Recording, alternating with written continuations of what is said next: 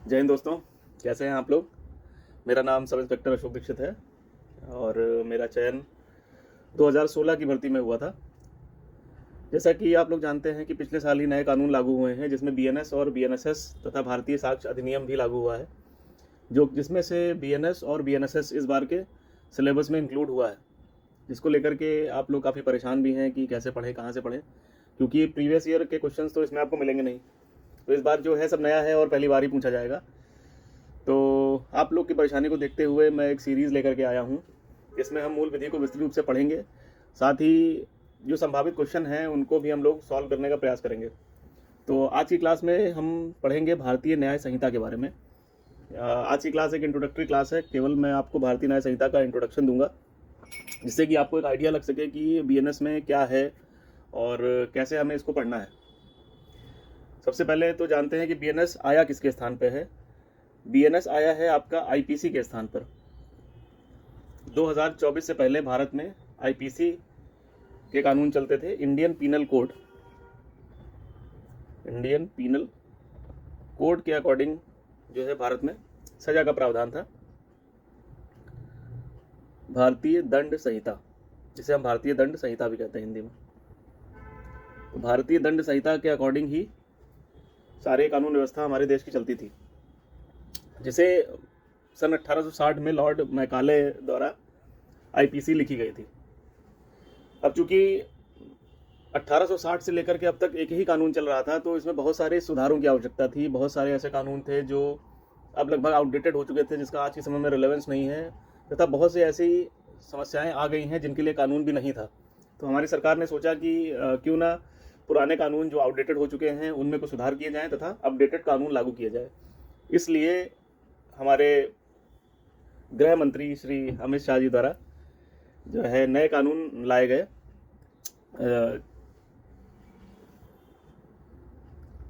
एक bill pass किया गया, एक बिल प्रस्ताव रखा उन्होंने। अच्छा, एक ये भी प्रश्न बनता है कि बीएनएस को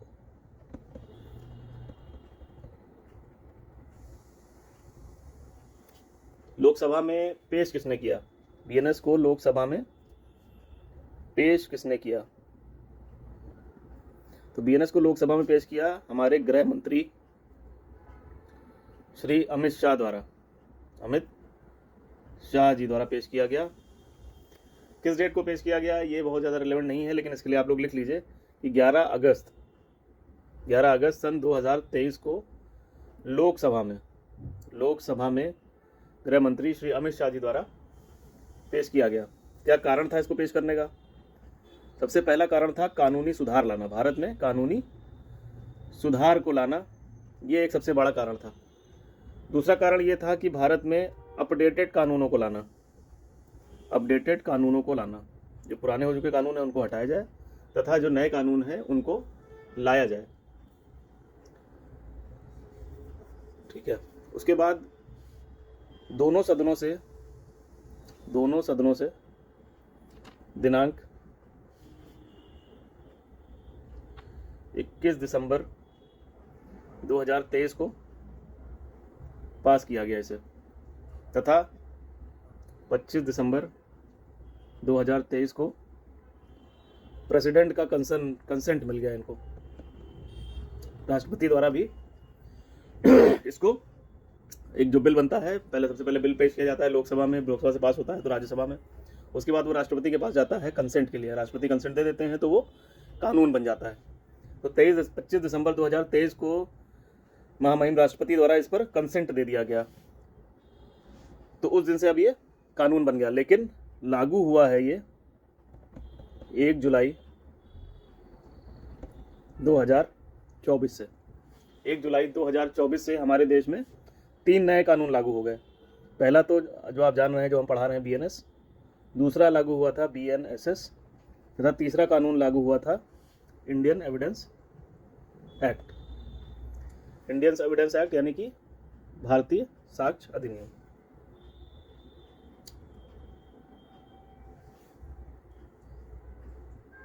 या इसको हम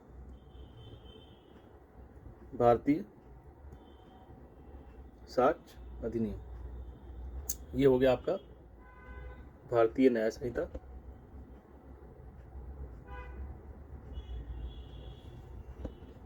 भारतीय नागरिक सुरक्षा संहिता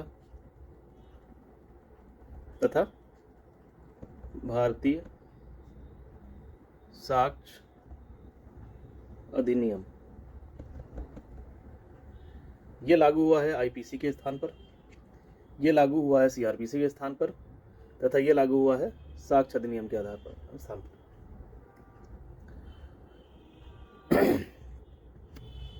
अच्छा, अब जानेंगे कि साक्ष्य अधिनियम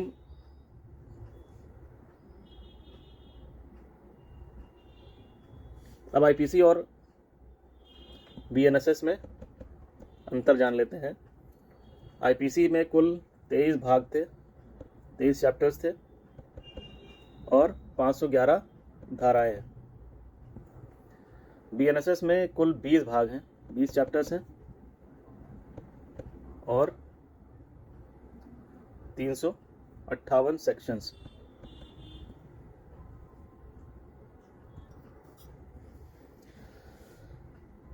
अब आप कहेंगे कि इसमें कुछ सेक्शंस कम हो गए हैं, 358 से 511 से 358 सेक्शंस हो गए हैं, क्या कुछ कानून कम हुए हैं? तो इसमें दो चीज़ें की गई हैं। पहला तो कुछ सेक्शंस को पुनर्व्यवस्थापित किया गया है, पुनर्व्यवस्थापित किया गया है, और मतलब कि कुछ सेक्शंस जो पहले किसी और नंबर पे थे अब किसी और नंबर पे कर दिए गए हैं, मतलब ऊपर नीचे कर दिया गया है, पुनर्व्यवस्थापन कर दिया गया है। कुछ सेक्शन को एक साथ ला करके कंसोलिडेट कर दिया गया है, कुछ सेक्शंस को अलग कर दिया गया है। पहले जिनके लिए 2 सेक्शंस थे उनको मिला के 1 सेक्शन कर दिया गया है। तो इस तरह से करके पुनर्व्यवस्थित किया गया है, जिससे सेक्शंस की संख्या थोड़ी कम हो गई है। साथ ही कुछ अपराध हैं जिन्हें नया जोड़ा गया है, कुछ अपराध हैं, कुछ प्रावधान हैं, कुछ सेक्शंस हैं जिन्हें नया जोड़ा गया है। उनके बारे में आगे बात करेंगे, कौन कौन से सेक्शंस नए जोड़े गए हैं वो हम आपको भी बताते हैं। तो अभी तक जितना हमने पढ़ा है उसमें से कुछ क्वेश्चंस आने की संभावना है। सबसे पहला क्वेश्चन तो यही आएगा कि बीएनएस को किस सदन में पेश किया गया? तो बीएनएस को पेश किया गया है लोकसभा में। किसके द्वारा पेश किया गया? गृह मंत्री श्री अमित शाह जी के द्वारा पेश किया गया। किस डेट को पेश किया गया? 11 अगस्त सन 2023 को पेश किया गया। क्या कारण थे पेश करने के? पहला कारण था कानूनी सुधार लाना और अपडेटेड कानून को लागू करना। ये क्वेश्चन भी एक इम्पोर्टेंट क्वेश्चन है कि कानूनों को प्रेसिडेंट का कंसेंट किस दिन प्राप्त हुआ? तो 25 दिसंबर 2023 को तीनों कानूनों को प्रेसिडेंट का कंसेंट प्राप्त हुआ। लेकिन तीनों कानून लागू कब हुए? 1 जुलाई 2024 को तीनों कानून भारत में लागू हुए। अगला क्वेश्चन ये आएगा, ये आपसे पूछ भी सकता है कि आईपीसी में कुल कितने भाग और धाराएं थी?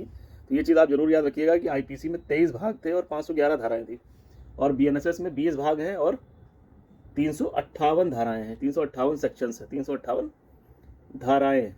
क्या क्या ऐड हुआ है, कैसे धाराएं 358 हुई हैं? कुछ सेक्शंस को पुनर्व्यवस्थापित किया गया है और कुछ नए प्रावधानों को जोड़ा गया है। ये करके जो है अब नए बीएनएसएस में 20 भाग और 358 धाराएं कुल हो गई। इसके आगे अब हम जानेंगे कि नए प्रोविजंस क्या ऐड हुए हैं बीएनएसएस में। New provisions added in BNS में नए क्या प्रोविजंस सरकार ने ऐड किए हैं? तो सबसे पहला जो प्रोविजन ऐड किया है वो ऐड किया है कम्युनिटी सर्विस का। Community service as a punishment, मतलब कि कम्युनिटी सर्विस को भी एक नए तरह की पनिशमेंट ऐड की गई है। पहले भारतीय कानून में कुछ तरह की पनिशमेंट थी, जैसे कि आपका फाइन्स थे, मृत्युदंड था या कारावास था। ये सजाएं थी पहले कानून में। इन सजाओं का ही प्रावधान था, किसी अपराध के लिए तो आप फाइन देंगे, बड़ा अपराध है तो कारावास भोगेंगे, और बड़ा अपराध है, जघन्य अपराध है तो मृत्युदंड से दंडित किए जाएंगे। लेकिन क्योंकि पेटी ऑफेंसेस हैं, छोटे मोटे ऑफेंसेस हैं, छोटी मोटी चोरियां हैं, जिनके लिए सजाएं बहुत कम थी, 6 महीने, 7 महीने, 6 महीने, तो उससे क्या था कि जेल पे नेसेसरी बर्डन आ रहा था।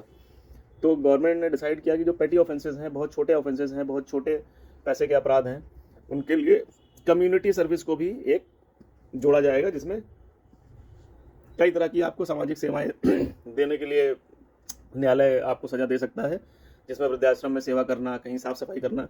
तो ऐसी इस तरह की सजाएं अब नए बीएनएस में ऐड हो गई हैं। अगला जो प्रोविज़न ऐड हुआ है वो ऐड हुआ है मॉब लिंचिंग के लिए, भीड़ द्वारा हत्या के लिए।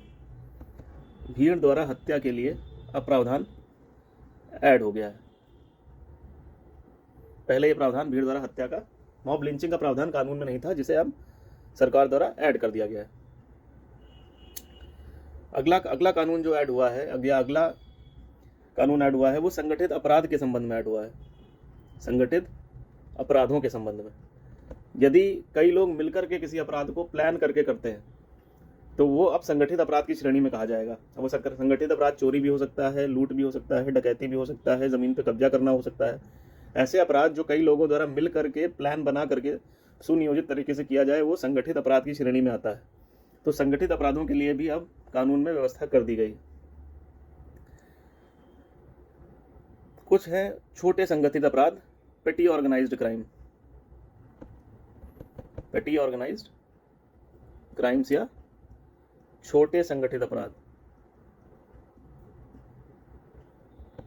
इसके बारे में हम विस्तृत रूप से बात करेंगे। छोटे संगठित अपराध में छोटे मोटे अपराध आते हैं जो कई लोगों द्वारा मिलकर किए जाएं, जैसे टिकट की कालाबाजारी हो गई या ऐसे ही छोटे मोटे अपराध, छोटी मोटी चोरियां हो गई, तो ये छोटे संगठित अपराध की श्रेणी में आते हैं। अगला जो प्रोविजन ऐड हुआ है वो ऐड हुआ है टेररिज्म के संबंध में। टेररिज्म के संबंध में ऐड हुआ है। अब टेररिज्म को भी, आतंकवाद को भी एक अपराध माना गया है। इसके लिए भी अब कानून में प्रोविजन आ गया है, आतंकवाद या टेररिज्म के लिए। आतंकवाद तो टेररिज्म के लिए भी कानून अब आपको बीएनएस में मिल जाएगा।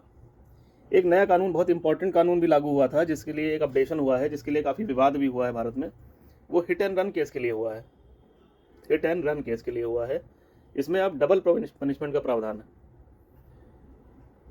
डबल पनिशमेंट का प्रावधान लागू कर दिया गया है। यदि गाड़ी से दुर्घटना होने के बाद कोई व्यक्ति भाग जाता है और पुलिस या नियरेस्ट मजिस्ट्रेट को इन्फॉर्म नहीं करता है तो उसे दोगुने सजा का प्रावधान किया गया है। क्योंकि काफ़ी ज़्यादा इसके संबंध में विरोध भी हुआ, तो ये पार्ट जो है, ये पार्ट अभी लागू नहीं हो पाया है। संभवतः कुछ इसमें चेंजेस के साथ भविष्य में ये लागू किया जाए। अब थेफ्ट के जो है स्कोप को बढ़ा दिया गया है और छोटी मोटी चीज़ों को भी उसमें ऐड कर दिया गया है। थेफ्ट के स्कोप को भी बढ़ा दिया गया है। साथ में एक नया प्रावधान भी आया है झपटा मारी के संबंध में। झपटा मारी के संबंध में नया कानून आया है, जिसमें कि चेन स्नैचिंग, मोबाइल स्नैचिंग, पहले ये सारी चीज़ें लूट की श्रेणी में आती थी, लेकिन अब ये इसके लिए स्नैचिंग के लिए एक नया कानून ही बना दिया गया है। ये सब किस धारा में रहेंगी, ये सब मैं आगे आपको बताऊंगा। एक और प्रोविज़न इसमें किया गया है जो बहुत इंपॉर्टेंट है। एक प्रोविज़न जो ऐड किया गया है वो महिलाओं और बच्चों के संबंध में जो अपराध हैं, महिलाओं और बच्चों के संबंध में जो अपराध हैं उनको कंसोलिडेट किया गया है और एक जगह कर दिया गया है। महिलाओं और बच्चों संबंधी अपराध को, संबंधी अपराधों को कंसोलिडेट कर दिया गया है, एक जगह कर दिया गया है, जिससे उसके संबंध में पढ़ने में हमें आसानी होगी।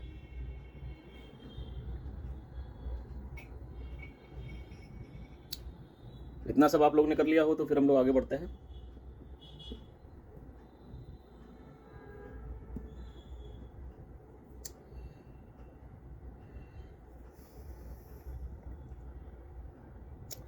अब आते हैं, अब ये सब चीज़ें तो आप समझ गए होंगे कि कौन कौन से नए प्रोविज़न ऐड हुए हैं। बहुत इंपॉर्टेंट है, इसमें से क्वेश्चन भी आ सकते हैं और आएंगे भी। सबसे इंपॉर्टेंट है कि इस बार पूछा जाएगा कि कौन सा नया अपराध ऐड हुआ है, तो आपको बताना है कि कम्युनिटी सर्विस का अपराध इस बार नया ऐड हुआ है। मॉब लिंचिंग का अपराध नया ऐड हुआ है। संगठित अपराध नया ऐड हुए हैं। छोटे संगठित अपराध के संबंध में कानून ऐड हुए हैं। आतंकवाद को भी एक कानून माना गया है और उसके संबंध में भी कानून ऐड हुए हैं। झपटा मारी का नया कानून ऐड हुआ है। ये बहुत इंपॉर्टेंट है, इनकी धाराएं भी बहुत इंपॉर्टेंट है, जो मैं अभी आपको आगे बताऊंगा। तो अगला टॉपिक है हमारा new provisions added in BNS. BNS में नई धाराएं कौन कौन सी ऐड हुई हैं, इसके संबंध में अब हम चर्चा करेंगे धारा वाइज। तो इंपॉर्टेंट है, आप लोग लिख भी लीजिएगा। बाकी मैं इसका एक पीडीएफ भी तैयार कर रहा हूँ, तो कुछ दिन में मैं पीडीएफ भी आपको इसी वीडियो के लिंक में डाल दूंगा, आप लोग उसको डाउनलोड कर लीजिएगा। सबसे पहला कानून जो नया ऐड हुआ है वो ऐड हुआ है धारा 2 का 3। 2 का 3 में क्या है? 2 का 3 में है बालक की परिभाषा। बालक की परिभाषा, तो बालक की परिभाषा इसमें नई ऐड हुई है। बालक कौन होता है? कोई भी ऐसा व्यक्ति चाहे मेल हो चाहे फीमेल हो या ट्रांसजेंडर हो जिसकी एज 18 साल से कम है, वो बालक की श्रेणी में आएगा। तो बालक की परिभाषा क्या है? Any person below age of 18 years, कोई व्यक्ति जिसकी आयु 18 वर्ष से कम हो।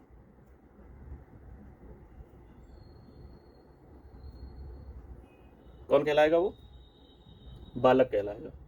इसको हम बालक बोलेंगे। बालक में कौन कौन हो सकता है? मेल हो सकता है, फीमेल हो सकता है और ट्रांसजेंडर भी हो सकता है। इर्रिस्पेक्टिव ऑफ जेंडर कि बालक मेल है, फीमेल है या ट्रांसजेंडर है, कोई भी ऐसा बच्चा, कोई भी ऐसा व्यक्ति जिसकी एज 18 साल से कम है, हमें याद रखना है, वो किस श्रेणी में आएगा? वो बालक की श्रेणी में आएगा। ऐसा कोई भी व्यक्ति जिसकी एज 18 साल से कम है वो बालक की श्रेणी में जोड़ा जाएगा। अगली धारा जो ऐड हुई है वो ऐड हुई है धारा 2 का 10। 2 का 10 में अब क्या प्रोविजन ऐड हुआ है? 2 के 10 में लिंग की परिभाषा डिफाइन की गई है, जेंडर को डिफाइन किया गया है। किसकी डेफिनेशन है? जेंडर की या लिंग की डेफिनेशन है। पहले केवल 2 लिंगों को डिफाइन किया गया था, एक तो मेल या पुल्लिंग, दूसरा फीमेल या स्त्रीलिंग, और अब एक नया जेंडर ऐड कर दिया गया है, ट्रांसजेंडर या उभयलिंग। अब कहीं भी स्पेसिफाई होगा तो स्पेशली तीनों के लिए स्पेसिफाई होगा। 3 लिंग अब कानून में दिए जा चुके हैं। अगली धारा जो ऐड हुई है वो ऐड हुई है धारा 48। धारा 48 क्या है दोस्तों? धारा 48 में भारत के बाहर से बैठकर भारत में अपराध करवाना, यानी कि अगर आप भारत के बाहर बैठ करके भारत में कोई अपराध करवाते हैं, जैसे कि आतंकवादी घटनाएं होती हैं, साइबर अटैक्स होते हैं, तो अगर ऐसा कोई अपराध आप करवाते हैं या ऐसा कोई अपराध कोई व्यक्ति करवाता है तो वो धारा 48 के अंतर्गत दंडनीय होगा। तो धारा 48 में क्या है? भारत के बाहर से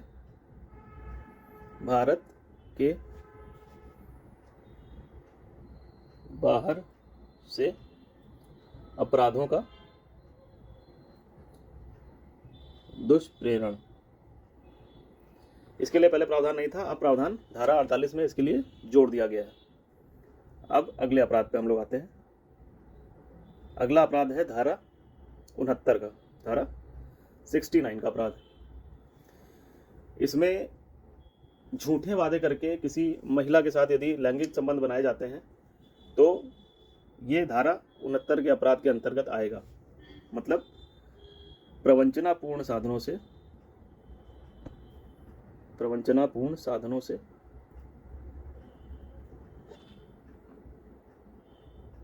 किसी महिला के साथ संबंध बनाना। प्रवंचनापूर्ण का अर्थ होता है झूठे वादे करके। झूठा वादा किसी के संबंध में भी हो सकता है, शादी के संबंध में हो सकता है, नौकरी के संबंध में हो सकता है, प्रमोशन आदि के लिए हो सकता है, या अन्य किसी प्रलोभन देकर के यदि किसी महिला के साथ झूठा वादा करके संबंध बनाया जाता है तो वो धारा 69 के अंतर्गत अपराध होगा। पहले इसके संबंध में कोई धारा नहीं थी तो 376 के अंतर्गत आता था। यानी कि अब अगर कंसेंशुअल भी कोई एक्ट हो रहा है, कंसेंशुअल भी संबंध बनाए जाते हैं तो वो भी अपराध हैं यदि धोखा देकर के बनाए जाए तो। अगली धारा है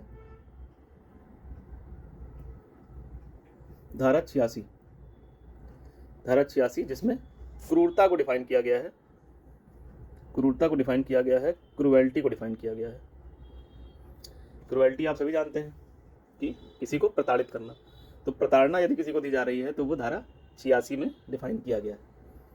अगली धारा है, और ये बहुत इंपॉर्टेंट धारा है, इस पर ध्यान दीजिएगा आप लोग, धारा 95। ये धारा 95 क्या कहती है कि किसी भी अपराध को कारित करने के लिए यदि बच्चे को, किसी बालक को भाड़े पर लिया जाए या उसको अपॉइंट किया जाए, उसे किसी बच्चे को, जो बच्चा कौन है, जो कोई ऐसा व्यक्ति जो 18 साल से कम उम्र का है, उसको किसी भी अपराध करने के लिए यदि उसको भाड़े पर लिया जाए या उसको अपॉइंट किया जाए या उसको नियुक्त किया जाए कि उससे अपराध करवा दिया जाए, तो ऐसी एक्ट के लिए धारा 95 के अंतर्गत दंडनीय होगा।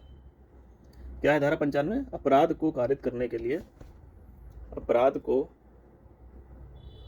कारित करने के लिए बालक को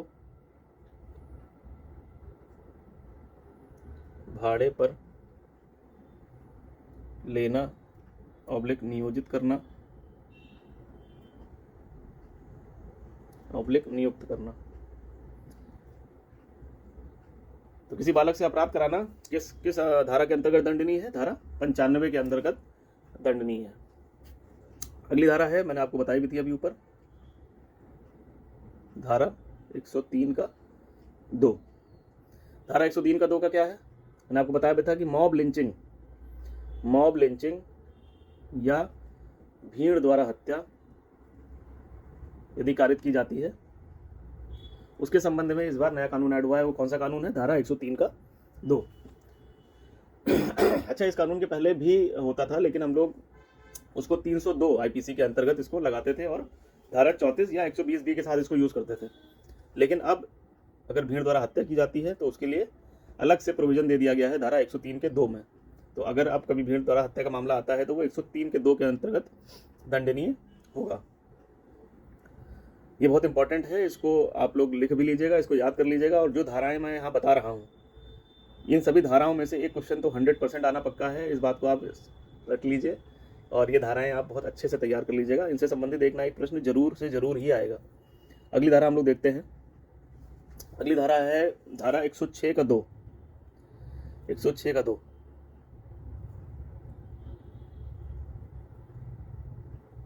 धारा 106 का 2।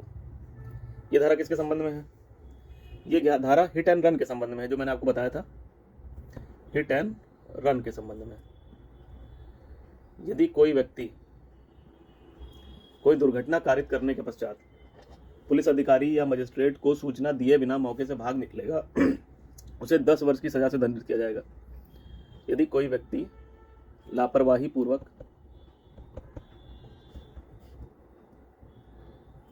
वाहन चलाते हुए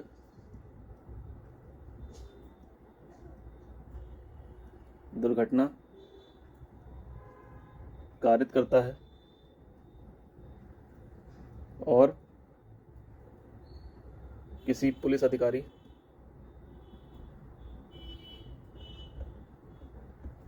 या मजिस्ट्रेट को सूचित किए बिना मौके से भाग जाता है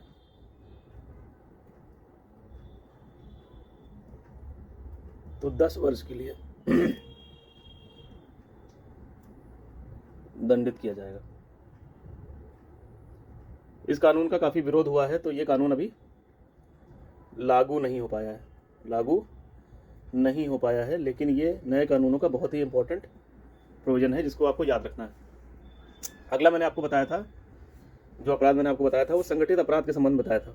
तो उसकी कौन सी धारा है ये देखिए, धारा 111। ये किसके संबंध में है? ये संगठित अपराध के संबंध में है। संगठित अपराध के संबंध में है, ऑर्गेनाइज्ड क्राइम के संबंध में। ऑर्गेनाइज्ड क्राइम में क्या क्या आता है? जैसे कि अपहरण,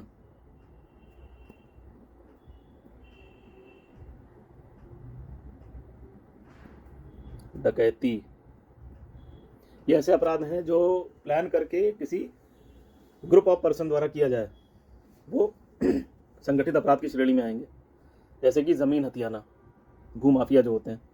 भूमाफिया के संबंध में पहले कोई कानून नहीं था, लेकिन इस बार धारा 111 में भूमाफियाओं के संबंध में, ज़मीन हथियाने के संबंध में प्रोविजंस ऐड किए गए। ठीक है। संविदा पर हत्या करना, जो पहले पैसे लेकर के हत्या करते हैं, जो सुपारी लेकर हत्या करते हैं, उसको संविदा पर हत्या करना कहते हैं। या फिर साइबर अपराध कारित करना। साइबर अपराध जैसे कि आप लोग जान रहे हैं कि बहुत ज़्यादा बढ़ गए हैं इस समय, और इनके पूरे गिरोह हैं जो आपको अलग अलग तरह से, कभी बैंक का कर्मचारी बन के, कभी पुलिस अधिकारी बन के, या किसी अन्य तरह से आपको जो है फ़ोन करेंगे या किसी भी प्रकार से आपको धोखाधड़ी करके आपसे पैसा ले लेंगे। तो ये साइबर अपराध की श्रेणी में आते हैं। इसके संबंध में भी संगठित अपराध की श्रेणी में इसको दंडनीय किया गया है। या फिर जैसे आप देखते हैं कि अवैध दवाओं का व्यापार होता है, अवैध दवाओं का व्यापार, या फिर हथियारों का व्यापार, या मानव तस्करी या वेश्यावृत्ति भी अगर जो करवाता है, जो ग्रुप ऑफ पर्सन मिलकर करवाते हैं, तो वो भी संगठित अपराध की श्रेणी में आएगा।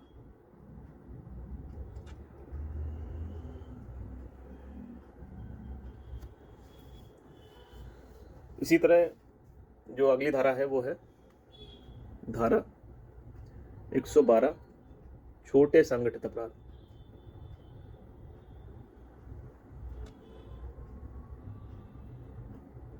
छोटे संगठित अपराध, जैसे कि छोटे संगठित अपराध में क्या आता है? छोटी मोटी चोरियां हैं, झपट्टा मारी है, ठीक है, फ्रॉड, छोटे मोटे फ्रॉड हैं, या टिकट का अनधिकृत रूप से विक्रय है, या फिर सट्टेबाजी है, जुआ खेलना है।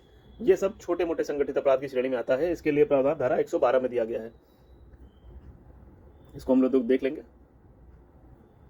छोटे संगठित अपराध क्या क्या है इसमें? छोटी मोटी चोरियां हैं, झपटा मारी है,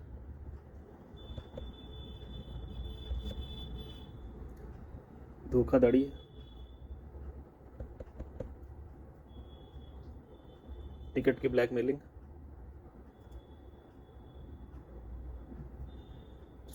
ब्लैकमेलिंग है, टिकट को ब्लैक करना या अनाधिकृत रूप से विक्रय करना, टिकटों का अनाधिकृत विक्रय, ये सब आएगा आपका जुआ खेलना।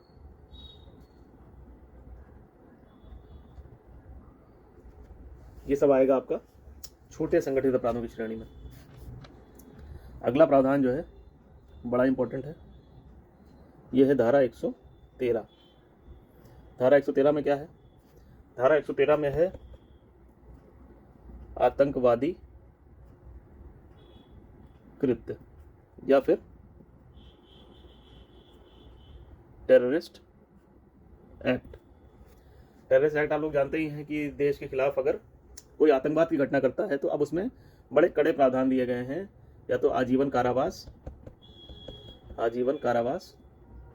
और मृत्यु तक के प्रावधान है इसमें। पहले टेररिज्म के संबंध में कोई कानून नहीं था, लेकिन इस बार टेररिज्म के संबंध में कानून आ गया है इस बार। अगला इंपॉर्टेंट प्रोविजन जो है वो है धारा 152। ये बहुत इंपॉर्टेंट प्रोविजन है।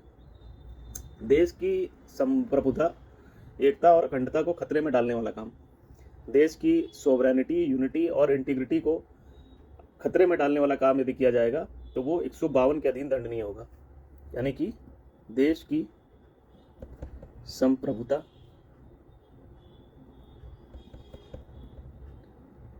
सोवरेनिटी,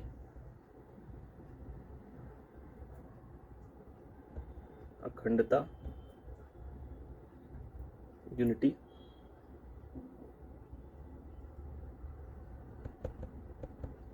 इंटीग्रिटी,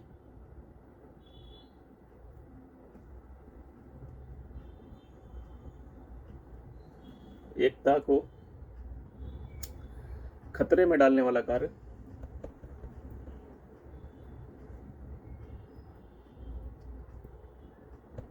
ये धारा 152 के अधीन दंडनीय होगा।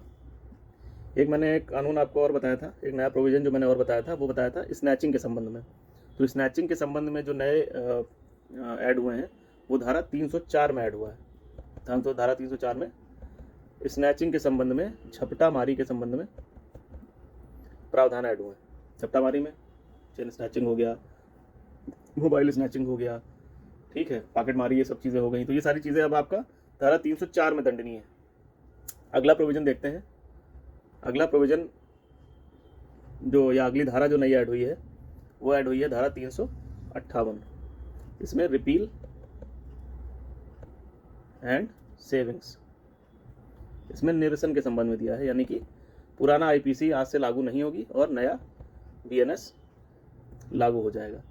ये उतना इंपॉर्टेंट नहीं है। पुराने आईपीसी को खत्म करने और बीएनएस को लागू करने के संबंध में इसमें प्रोविजन दिए हुए हैं। तो अभी तक हमने क्या जाना कि कौन कौन से नए प्रोविजंस ऐड हुए हैं बीएनएस में, तो मैं आपको बता चुका हूँ। कम्युनिटी सर्विस, मॉब लिंचिंग, संगठित अपराध, छोटे संगठित अपराध, हिट एंड रन, झपटा मारी और महिलाओं बच्चों के संबंध में जो अपराध थे उनको कंसोलिडेट कर दिया गया है।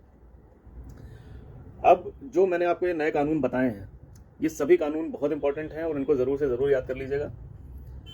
धारा 2 के 3 बालक की परिभाषा, धारा 2 का 10 जेंडर लिंग की परिभाषा, धारा 48 में भारत के बाहर से अपराधों का दुष्प्रेरण करना, धारा 69 झूठे वादे करके किसी महिला से संबंध बनाना, धारा 86 क्रूरता के संबंध में, धारा 95 किसी बालक से अपराध करवाने के संबंध में, धारा 103 मॉब लिंचिंग। ये बहुत इंपॉर्टेंट है, इसको ज़रूर से ज़रूर याद कर लीजिएगा और आपके पेपर में 100% इन धाराओं में से, ये जो धाराएं मैंने आपको 12-13 धाराएं बताई हैं, इन 13 धाराओं में से एक ना एक क्वेश्चन तो 100% आना ही आना है।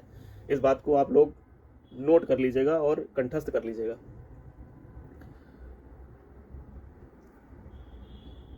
आज के लिए फिर आज की क्लास यही हम लोग समाप्त करते हैं। कल हम लोग बात करेंगे सेक्शन वाइज, जो नए सेक्शंस ऐड हुए हैं, 20 सेक्शंस है हमारे बीएनएस में। तो अब हम धीरे धीरे हर एक सेक्शन का, हर एक चैप्टर का क्लास लेना शुरू करेंगे तथा जो पिछले हम लोग ने पढ़े हैं उनके मैं आपको प्रयास करूंगा कि मैं क्वेश्चंस भी कल लेकर के आऊँ। तो धीरे धीरे पढ़ते रहिए और आगे हम लोग इसको धीरे धीरे ही कंप्लीट करते रहेंगे। बाकी आशा है कि आज की क्लास आप लोग को अच्छी लगी हो। कैसी लगी ये बताइएगा कमेंट में, और कैसे इसको हम और इम्प्रूव कर सकते हैं, कैसे आपकी तैयारी में मैं एडिशन कर सकता हूँ, इसके संबंध में बताइएगा। तो फिर आगे हम उस तरह से उसको करने का प्रयास करेंगे। बाकी आज की क्लास यही समाप्त करते हैं। जय हिंद।